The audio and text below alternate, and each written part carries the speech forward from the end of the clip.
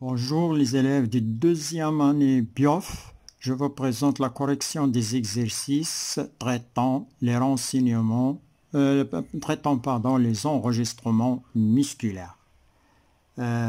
التمارين تعالج التسجيلات العضلية أو الرسوم التخطيطية العضلية. Partie numéro 1. Restitution des connaissances comme d'habitude. Exercice numéro 1 sur 2 points. Définissez les mots et les expressions suivantes. عرف الكلمات والتعابير الآتية. Le sarcomère en arabe. Secousse musculaire, رعشة عضلية. La rhéobase. Pont d'actomyosine, قناطر actomyosine. La tropomyosine, atropomyosine. On passe maintenant à la correction de ces explications ou bien de ces définitions. Voilà.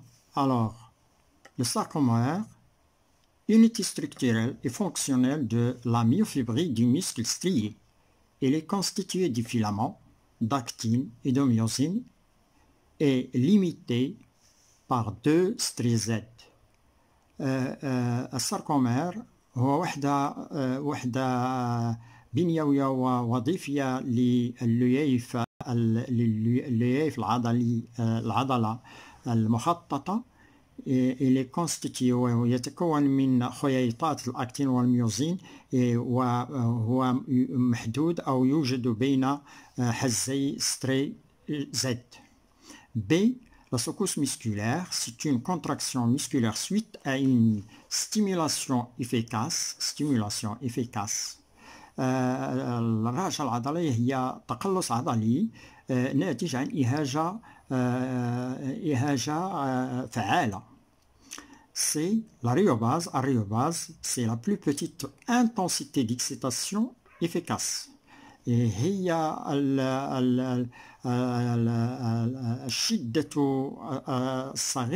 الشدة الصغرى للإهاجة الفعالة. Pont d'actomyosine, قناطر l'actomyosine, c'est la liaison entre les têtes des filaments des myosines avec les filaments d'actine. وهي ارتباط بين رؤوس الخييطات الميوزين مع خييطات الأكتين. La tropomyosine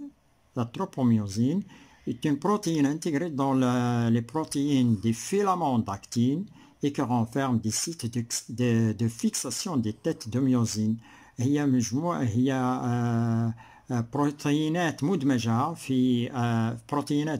في بروتين الخييطات الأكتين والتي تحتوي على مواقع تثبيت رؤوس الميوزين. On passe maintenant à l'exercice numéro 2, énoncé.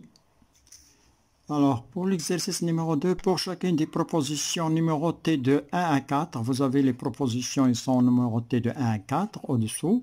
Une seule suggestion est correcte. Recopiez les couples 1, 2, 3 et 4 et écrivez dans chaque couple la lettre correspondante à la suggestion. لكل من الاقتراحات المرقمة من 1 إلى 4 يوجد اقتراح صحيح. انقل الأزواج واكتب في داخل كل زوج الحرف المناسب للاقتراح. À propos du muscle squelettique فيما يخص العضلة الهيكلية. La troponine se lie à la myosine. La troponine se lie à la myosine, donc c'est faux. La troponine possède des sites de fixation par le calcium, c'est juste, donc vous allez mettre B ici. La troponine C, la troponine est une faible affinité, a une faible affinité pour les ions de calcium.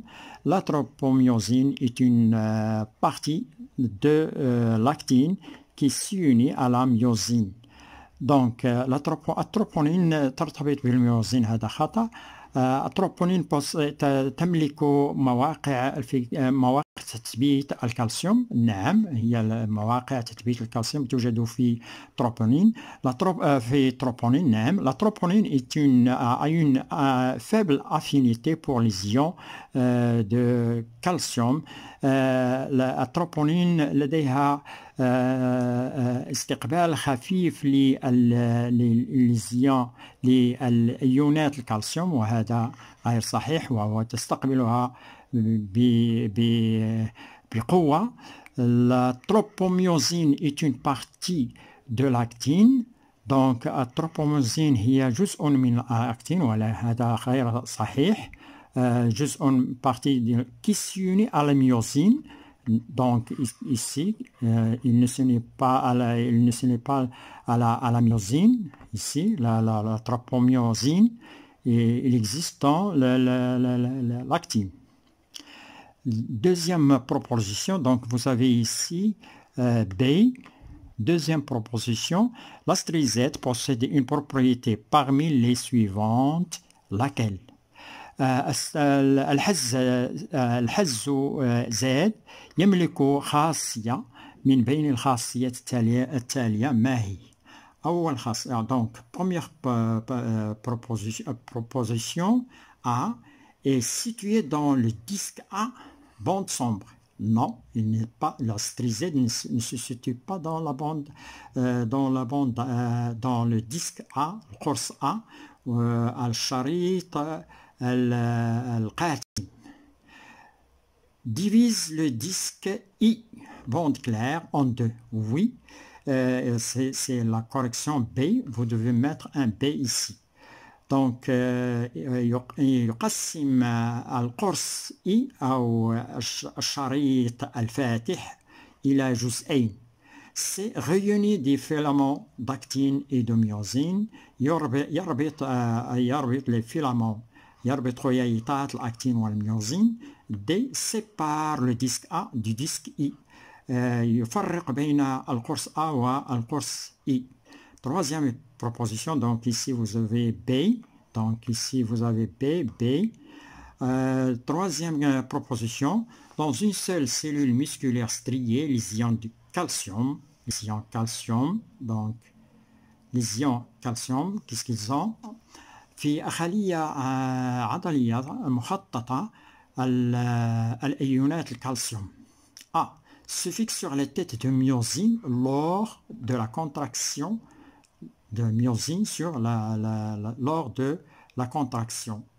Ils sont stockés, donc c'est faux. تثبت الأيونات الكالسيوم تثبت على رؤوس الميوزين. رؤوس الميوزين هي التي تثبت على الأكتين التي تتواجد عليها مواقع تثبيت الكالسيوم في التروبوميوزين والتروبونين. Donc se fixe sur les têtes de myosine lors de la contraction. تثبت على رؤوس الميوزين أثناء التقلص، هذا خطأ. sont stockés dans le réticulum sarcoplasmique lisse entre les contractions. يخزن أو يتم تجميع أيونات الكالسيوم في الشبكة الساركوبلازمية الغير محببة ما بين التقلصين وهو B الصحيح في 3. permet la liaison des molécules de myosine entre elles. يمكن من الربط بين جزيئات الميوزين فيما بينها. D permet la liaison des molécules d'actine entre elles. يمكن من الربط بين جزيئات الأكتين فيما بينها. وننتقل la quatrième proposition. Les filaments fins de la myofibrille sont formés de. Premièrement, الخييطات الرقيقة للياف العضلي مكونة من l'actine, la myosine, la troponine. L'actine c'est vrai, la myosine non, et la troponine il constitue les myofibrilles, les fins myofibrilles. L'actine, myosine, la tropomyosine, toujours myosine, non. Lactine, troponine et tropomyosine, c'est vrai. Donc, vous avez un C ici dans la quatrième question. La myosine et la troponine et la myosine et la troponine, donc la myosine, non. La troponine et la tropomyosine, c'est vrai. Donc, on passe à l'exercice numéro 3. Je dois passer avant à la correction. Voilà la correction, je l'ai dit, comme je l'ai dit, B, ici la tropomyosine possède des sites de fixation, B aussi pour B divise le disque DI bande claire en 2, et B pour le troisième, la troisième sont stockés dans le réticulum, la troisième proposition, ils sont stockés dans le réticulum sarcoplasmique lisse entre les contractions. Et finalement, vous avez quatrièmement C. Pardon. Donc, quatrièmement, vous avez lactine, tropomyosine. Vous avez lactine ici. Quatrièmement, vous avez lactine, tropomyosine, C. Et la myosine et la tropomyosine. On passe maintenant à l'exercice numéro 3. Et je reste ici dans la correction.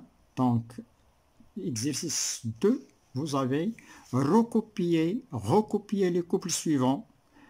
1 des pointillés, 2 des pointillés, 3 des pointillés, 4 des pointillés, et mettez la lettre vrai, V, vrai, ou la lettre F, faux, correspondant à chacune des propositions 1 et 2, 3 suivantes. Vous avez les propositions, vous allez mettre faux, faux s'il s'agit d'un F, ou bien vrai s'il s'agit d'un vrai au devant les propositions, mais ici vous les mettez dans les couples. Alors, lors de la contraction musculaire, on assiste à un raccourcissement des bandes sombres sans changement de longueur des bandes claires. Les bandes claires, changement des bandes claires sans changement des bandes sombres, ce qui est bon. Donc ici, vous avez faux. C'est faux cette proposition. Deuxième, raccourcissement des bandes claires sans changement de longueur des bandes sombres. Vrai. Ici, raccourcissement des bandes claires, ici clair, sans changement de longueur des bandes sombres. C'est le contraire de la première proposition. Troisièmement, raccourcissement de deux strizèdes avec raccourcissement de la zone H du sarcomère. C'est vrai, ici. Finalement, quatrièmement, raccourcissement des bandes claires sans changement de la longueur de la zone H, c'est-à-dire de la zone, c'est le contraire, c'est faux. On passe à l'exercice numéro 4, énoncé, ou bien on va lire aussi cet exercice numéro 4. Voilà l'exercice et sa correction. Exercice numéro 4, vous avez ici, pour chacune reliée, chaque myogramme, vous avez les myogrammes du groupe A, vous avez les myogrammes enregistrés dans le groupe A, aux deux excitations. Vous avez ici deux excitations sur le muscle du groupe B. Ici, vous avez application de deux excitations efficaces sur le muscle B. Alors, vous avez le groupe 1, le 1, il vous manque le A, le A ou bien le B, C, ici, vous allez le relier. Ici, j'ai donné la correction, mais pas de problème. Et faites correspondre à chaque numéro sa lettre convenable. Chaque numéro, vous avez fusion complète de deux secousses musculaires. Fusion complète de deux secousses musculaires. On va le relier avec C. Donc, C, la seconde stimulation est appliquée pendant la phase de contraction de la première secousse musculaire. La phase de contraction, lorsqu'on applique une deuxième stimulation à la phase de contraction, on obtient une fusion complète de deux secousses musculaires. Deux fusions incomplètes de deux secousses musculaires. Donc ici, la deuxième excitation doit être dans la phase de relâchement. Alors, on va y mettre D. Voilà, la seconde stimulation est appliquée pendant la phase de relâchement de la première secousse musculaire. Finalement, 3, voilà, 2 secousses musculaires isolées. Voilà, la seconde, ici vous avez B, et il vous reste B et A. La seconde stimulation est appliquée après l'achèvement. Lorsqu'il est achevé, lorsqu'il est fini, la première secousse. La seconde stimulation est appliquée après l'achèvement de la première secousse. C'est ce qu'on appelle 2 secousses musculaires, c'est A. Et finalement, vous avez 4, il vous reste ici dès la seconde une secousse musculaire isolée, 2 secousses musculaires isolées, et ainsi de suite. Alors, une secousse musculaire isolée, la seconde stimulation est appliquée pendant la phase de relâchement de la première secousse musculaire. On passe maintenant au raisonnement scientifique. Alors ici, j'ai choisi 2 exercices.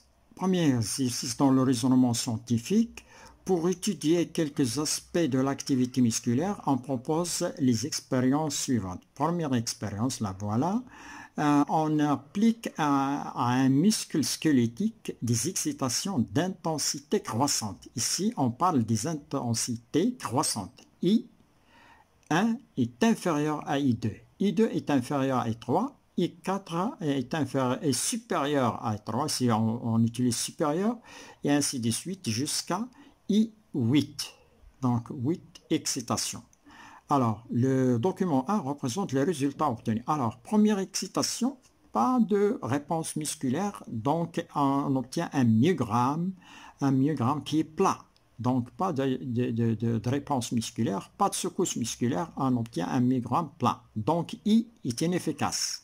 C'est une intensité inefficace. I2 a provoqué une petite secousse musculaire d'amplitude très petite. I3, l'amplitude de la secousse augmente. I4, on augmente encore. I5, l'amplitude de la secousse augmente. Donc ici, l'amplitude de la secousse augmente jusqu'à I6. I6, à partir de I6 jusqu'à I8, l'amplitude reste constante même si l'intensité augmente. Alors, deuxième expérience, on applique ici 2 excitations successives de même intensité. Les résultats obtenus et dans le document ici 2. Alors, voyons ce document, analysons ce document 2. Voilà le document 2. Vous avez 2 excitations. On applique 2 excitations, E1 et E2. E1 et E2. Ils sont séparés d'un certain temps. Le temps que l'on appelle delta T. Alors, ce temps-là diminue. Alors, 1,2 de secousses. Lorsque le temps qui sépare E1 et E2, 0,6 et 0,6, on obtient 2 secousses à fusion partielle. Lorsque le temps qui sépare E1 du E2 est égal à 0,4, on obtient une seule secousse d'amplitude plus grande que l'amplitude normale d'une secousse normale. Alors, décrivez les résultats obtenus dans chaque expérience et déduire le phénomène mis en évidence. Alors, on va étudier, on va passer à la réponse. Alors, la réponse, ça sera comme suivant. Donc, on applique, si dans l'expérience 1, on applique aux muscles squelettiques des excitations d'intensité croissante. I1, comme je l'ai dit, ici vous avez I1, il n'a pas de réponse musculaire. I1, ici pas de réponse musculaire. Alors, n'est pas efficace car il est très faible. Il est très faible. On n'a pas atteint le seuil d'excitation efficace. Il était inférieur au seuil d'excitation efficace. I2 est plus faible. Et la plus faible, plus faible excitation efficace, c'est la rhéobase. I2 est la plus faible excitation, c'est ce qu'on appelle la rhéobase. I2, ici, vous avez I2,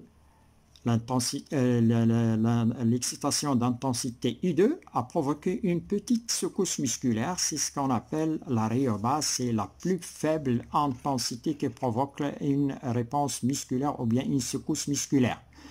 Alors, I2 est la plus faible excitation efficace, c'est la rhéobase. Seuil d'excitation, I2 jusqu'à I6, plus on augmente l'intensité,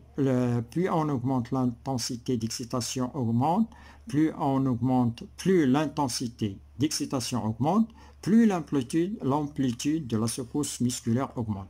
On augmente l'intensité musculaire, on augmente les intensités musculaires jusqu'à ici, 6, l'amplitude de la secousse musculaire augmente. C'est-à-dire qu'il y a plus de fibres qui répondent à l'excitation. C'est un phénomène de recrutement. ظاهرة التجنيد, le recrutement. Phénomène de recrutement ظاهرة التجنيد. Donc, le phénomène mis en évidence الظاهرة التي تم الكشف عنها وهي ظاهرة le phénomène de recrutement ظاهرة التجنيد. Description des résultats de l'expérience 2. Donc, on passe maintenant à l'expérience numéro 2. Le document 2, on applique deux excitations. Donc, ici, vous avez deux excitations. Si je reprends, deux excitations. On applique ici deux excitations. Le document, on applique deux excitations successives, mais le temps espaçant séparant les deux excitations de plus en plus faible, il diminue. C'est-à-dire quand on utilise deux excitations séparées par 1,2 millisecondes, pardon, 1,2 millisecondes séparées par delta t 1,2 millisecondes, on obtient deux secousses musculaires isolées. Lorsque on utilise un temps qui sépare les deux secousses est égal à 0,6 millisecondes, on obtient deux secousses qui fusionnent partiellement car la seconde excitation atteint le muscle pendant la phase de relâchement de la première secousse. Quand on sépare les deux excitations par 0,4, quand t est égal à 0,4 entre les deux secousses, les secousses musculaires obtenues fusionnent complètement car la seconde excitation atteint le muscle pendant la phase de contraction de la première secousse musculaire. Phénomène ici mis en évidence. Voilà le phénomène mise en évidence, fusion partielle et fusion totale. Fusion partielle et fusion totale.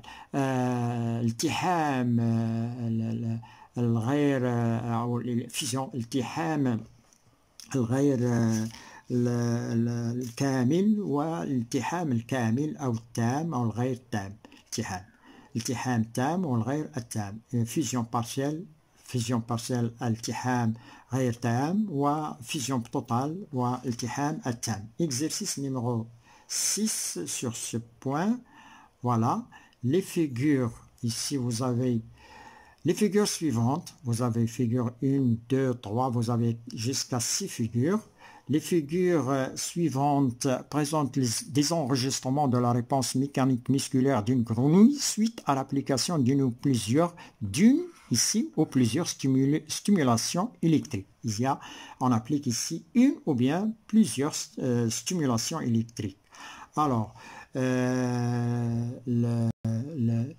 le document, les figures suivantes, ici, il représente les enregistrements d'une ou plusieurs stimulations d'une grenouille, stimulation de réponse mécanique, c'est-à-dire présente des enregistrements de la réponse mécanique. C'est une réponse mécanique obtenue dans le muscle, sur un muscle de grenouille, si suite à l'application il y a une ou bien plusieurs stimulations électriques. On va les voir ici, leur document 1 et 2, les enregistrements, pardon. On va voir les enregistrements. Comme vous voyez ici, l'enregistrement 1. Vous voyez ici l'enregistrement 1, il est plat. Donc, enregistrement plat, suite à une excitation ici, enregistrement 1, application d'une stimulation S1, ici, on obtient un enregistrement plat. Ici, myogramme, excitation, le temps. Ici, excitation, une seule excitation, enregistrement 2, application d'une stimulation S2. S2 ici est appliqué, on obtient un enregistrement d'une secousse musculaire isolée. Enregistrement 3, l'application de deux stimulations S3, S4 de même intensité. Ils ont la même intensité, on obtient deux secousses musculaires, fusion incomplète. Fusion incomplète ici, une seule secousse, fusion incomplète. On passe à 4. On passe aux enregistrements 4 et 5 et 6. Voilà. 4 enregistrements. L'application de deux stimulations S5 et S6 de même intensité. Les voilà. Ici, fusion complète. On obtient une fusion complète de deux secousses musculaires.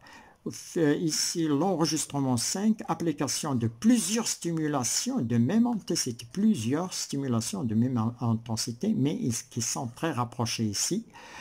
On obtient ce qu'on appelle un tétanos parfait. L'enregistrement 6, application de plusieurs stimulations de même intensité, mais ils sont séparés. 1, 2, 3, 4 stimulations. On a appliqué 4 stimulations, mais ils sont un petit peu séparés de telle façon, de façon que la précédente stimulation atteint le muscle pendant sa phase de relâchement. Toujours dans la phase de relâchement, on obtient ce qu'on appelle un tétanos imparfait. Alors, passons, analyser les enregistrements 1, 2, 3 jusqu'à 4.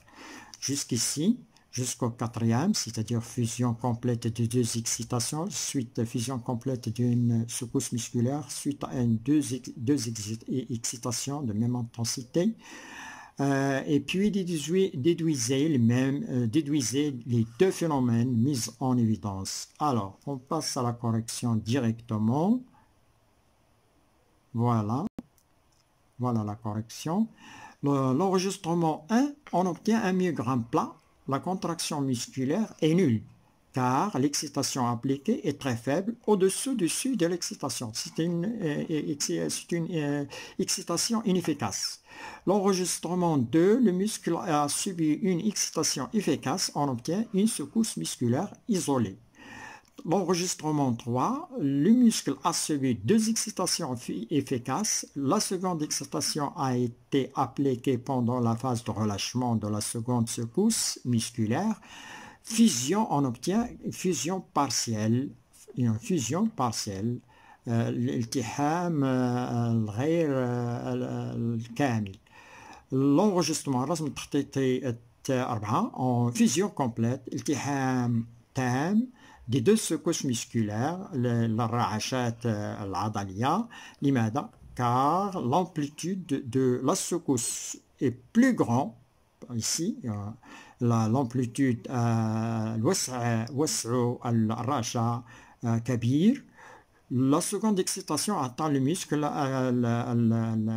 الإهاجة الثانية تصل إلى العضلة في مرحلة تقلصها، ونحصل على التحام تام للرعشتين. Donc l'iltiham tam les rachetain. Voilà. Décrivez les deux enregistrements. Deuxièmement, décrivez les deux enregistrements 5 et 6, puis déduisez, puis donnez une explication à ce résultat. Alors, la description, vous avez ici la description. Le muscle, dans l'enregistrement 5, le muscle a subi une série d'excitations efficaces. Chaque excitation est appliquée au cours de la phase de la contraction de la secousse précédente. Le tétanos parfait, al-kazazo at-tam. L'enregistrement ici, l'enregistrement 6, le muscle a subi une série d'excitations efficaces. Chaque excitation suivante est appliquée au cours au cours de la phase de relâchement, de la secousse précédente,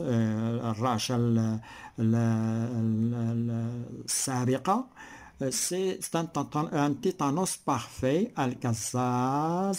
الكزاز التام، وهنا الكزاز الغير تام imparfait. Donc le 5 ça sera parfait ici ou imparfait. الغير تام الكزاز والغير تام c'est un tétanos imparfait. Donc vous avez ici le tétanos parfait lorsque la secousse, la secousse suivante qui va venir atteint le muscle pendant la phase de la contraction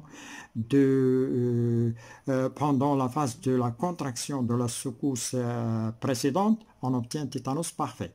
Lorsque la seconde excitation atteint le muscle pendant la phase de la relâchement de la précédente secousse, on obtient le tétanos imparfait. Et merci d'avoir suivi cette vidéo.